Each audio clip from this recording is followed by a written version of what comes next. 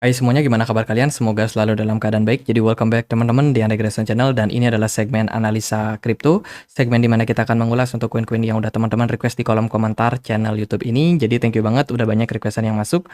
Teman-teman, hari ini kita akan bahas dua koin ya. Yang pertama adalah Sologenic. Ini adalah koin atau token ya yang memang sudah cukup banyak yang request di beberapa minggu terakhir, teman-teman. Katanya nggak banyak influencer juga yang bahas. Kita akan coba untuk ulas seperti apa proyeknya. Satu lagi kita akan bahas untuk Velo ya. Ini beberapa orang juga minta dibahas, teman-teman. Jadi ya udah, kita akan coba untuk bahas dua token ini. Pembahasan pertama kita mulai dulu dari Sologenic atau nama tokennya Solo, teman-teman. Hari ini diperdagangkan di kisaran level Rp2.400 ya. Ini merupakan salah satu platform DEX. DEX itu adalah decentralized exchange. Teman-teman bisa melakukan perdagangan seperti layaknya centralized exchange. Tapi karena dia DEX, biasanya punya keunggulan dalam hal fee transaksi yang cenderung lebih murah. Nah, selain punya DEX, dia juga punya NFT marketplaces, tempat kalian bisa melakukan minting dan juga perdagangan NFT.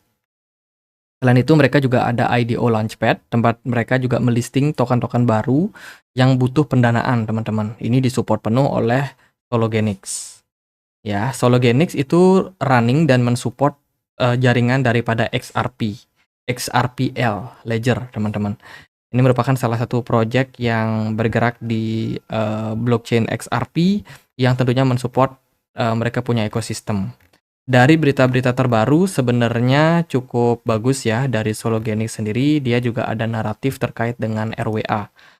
RWA menjadi salah satu trending di akhir 2023 kemarin. Sebenarnya sih sudah ada sebelum-sebelumnya, cuman belum terlalu banyak diglorifikasi dan belakangan baru rame, teman-teman.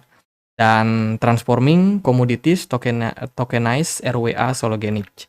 Ini adalah update terbaru dari yang mereka lakukan. Bagaimana RWA yang mereka fokuskan itu adalah di bidang komoditi. Contohnya komoditi itu kayak oil, kayak minyak bumi, minyak mentah. Terus juga ada agriculture.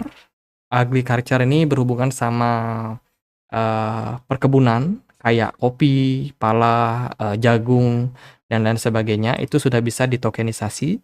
Kemudian juga ada precious metal. Precious metal ini ya berhubungan sama emas atau ya berhubungan sama emas sama logam-logam mulia, teman-teman. Palladium, platinum, dan lain sebagainya. Itu tokenisasi yang mereka support. Selain itu, mereka juga ada mensupport untuk carbon credit.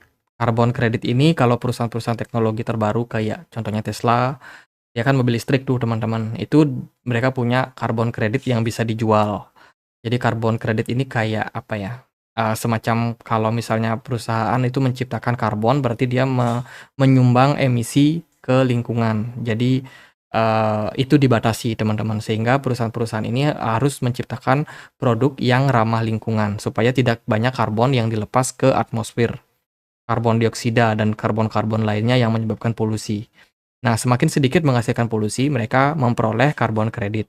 Dan karbon kredit ini itu bisa diperjualbelikan. Contohnya ya Tesla, teman-teman, itu jual beli karbon kredit. Selain mereka jual beli mobil. Dan itu sudah bisa ditokenisasi juga oleh Sologenics. Jadi ini adalah proyek yang dibangun oleh Sologenics. Maksimum supply mereka adalah di 400 juta dan sudah mencapai maksimum supply-nya. Untuk pasarnya sendiri, dia sudah bisa diperdagangkan di Bybit, Huobi Global, Get.io, Maxi, BingX, CoinX, Bitget, dan kawan-kawan. Jadi untuk likuidasi nggak ada masalah, teman-teman. Cuman dia masih punya potensial listing di exchange-exchange besar. Contohnya ya kayak Bitfinex, mungkin juga ke Coinbase, Binance, dan lain sebagainya. Itu masih sangat-sangat potensial. Sekarang kita cek dia dari teknikalnya. Dari teknikal sih Sologenics masih bergerak sideways dan tidak terlalu banyak kenaikan yang signifikan. Pergerakan harganya ada di kisaran $0,16, teman-teman. Dan saat ini masih terbilang sideways. Kalau kalian compare sama koin-koin lain tuh udah naik pada tinggi ya sejak 2023 akhir. Altcoin udah naik, bahkan Bitcoin sudah rally terus dari 2023 awal, teman-teman, sampai 2024 ini belum sama sekali ada koreksi yang berarti. Dan Sologenic belum kemana-mana semenjak itu. sejak itu. Jadi belum ada pergerakan yang sangat-sangat signifikan terhadap token ini. Entah whales-nya juga belum dapat momentum atau bagaimana, tidak tahu juga teman-teman, tapi menurut saya untuk Sologenic punya engagement yang bagus di sosial media mereka. Jadi viewersnya bisa dibilang cukup tinggi kalau kita compare sama banyak project DEX lainnya ya teman-teman. Ya tapi kalau kita bicara soal technical, beda cerita. Pergerakannya justru stabil, sideways, mungkin mirip kayak XRP ya. Mungkin karena mereka jalan di jaringan XRP, pergerakannya sideways, ya who knows teman-teman.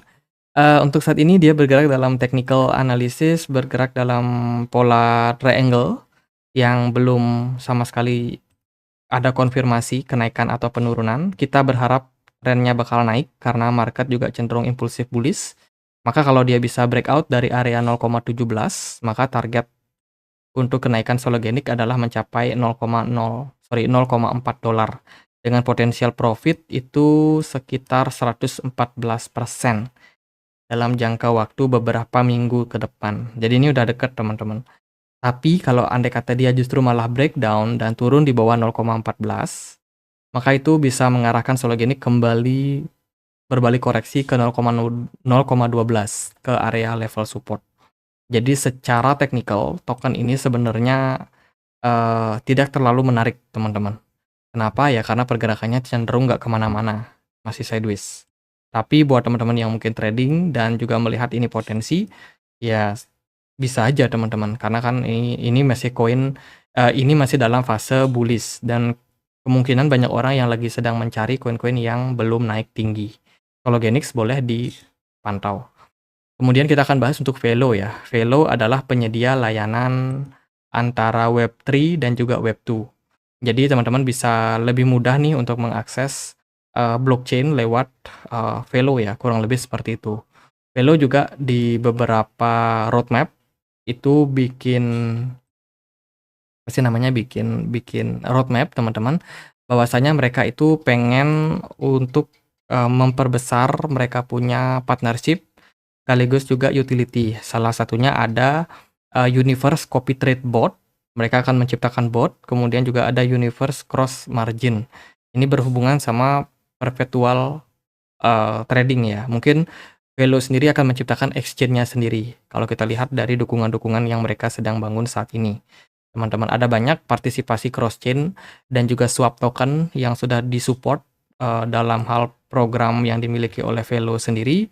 Kemudian mereka juga sudah ada di beberapa futures market ya, kayak di OKX dan juga ya di OKX sih teman-teman. Di OKX ada perpetual futures dan juga spot trading futures. Itu kemudian juga mereka sudah banyak melakukan integrasi yang lain dengan melakukan project-project airdrop teman-teman. Jadi masih seperti yang kemarin-kemarin, Velo masih suka ngasih airdrop ya. Dari partnership mereka juga ada kerjasama dengan Decentralized ID yang bernama Hela Labs. Ini adalah project yang menghubungkan antara Web2 dengan Web3, khususnya berhubungan sama identity management. Ya, identity management untuk meningkatkan yang namanya keamanan dan juga sistem yang lebih private dan terdesentralisasi. Itu Velo udah sering kita bahas juga di beberapa video kita yang kemarin teman-teman. Selain itu Velo juga ada event sama toko kripto. Kemarin itu ada trading competition yang mungkin turut membuat pergerakan dari Velo juga mengalami tren kenaikan volume ya teman-teman. Dan kalau kita perhatikan dari Velo sendiri, dia punya maksimum supply sebanyak 30 miliar, sementara yang beredar sekarang baru di 7,39 miliar saja. Secara teknikal, pergerakan dari Velo masih uptrend. Dia bergerak dalam sebuah ascending channel yang cenderung naik, teman-teman. Cuman kalau teman-teman perhatikan dalam jangka waktu pendek, harga Velo ini sangat fluktuatif. Jadi naik turunnya sangat fluktuatif. Volume perdagangan lumayan naik kemarin, ya mungkin itu impact daripada trading competition. Kemudian smart money ya sejak November 2023 itu udah mulai muncul dan masih aktif teman-teman pada Velo. Velo ini punya tipikal koin yang koin yang bergerak itu sangat impulsif. Sekalinya naik ngepump itu bisa sangat-sangat signifikan teman-teman, tapi Ya, setelah dia nge-pump tinggi biasanya pergerakannya akan cenderung lesu. Jadi kalau dari saran saya teman-teman yang melirik Velo, jangan FOMO. Kenapa begitu? Ya karena itu teman-teman, siapa tahu nanti ya setelah video ini diposting harga Velo menguat, teman-teman. Nah itu jangan FOMO masuk ya, karena seringkali setelah kenaikan yang tinggi dia justru tidak bisa mempertahankan harganya. Harganya malah terdepresiasi seperti yang terjadi pada chart-chart sebelumnya. Velo ini masih jauh dari all time high. Jadi menurut saya masih butuh banyak waktu dan juga dana yang lebih besar untuk Velo bisa dikerek harganya untuk naik, teman-teman. Untuk sekarang kalau dia bisa mencapai level resistance terdekat di 0,009, maka potensial kenaikan Velo itu bisa di 161%, teman-teman, 161%. Kalau dia bisa mencapai level resistance yang kuat ini, teman-teman. Tapi untuk sekarang sih buat saya Velo ya masih menunggu, terutama listing di exchange yang lebih besar kayak di Binance atau Coinbase. Karena overall yang sekarang kita temukan di sini, exchange-exchange yang bisa memperdagangkan itu belum mampu menaikkan market cap dari Velo lebih tinggi lagi. Ya teman-teman, jadi ya masih ya stabil-stabil aja sih untuk harganya. Jadi gitu aja paling buat Velo sama Solo, semoga videonya bisa bermanfaat. Bila mana ada pertanyaan lain, ada koin lain buat dibahas, bisa banget tulis di kolom komentar channel YouTube ini. Thank you banget, akhir kata saya Andre, makasih.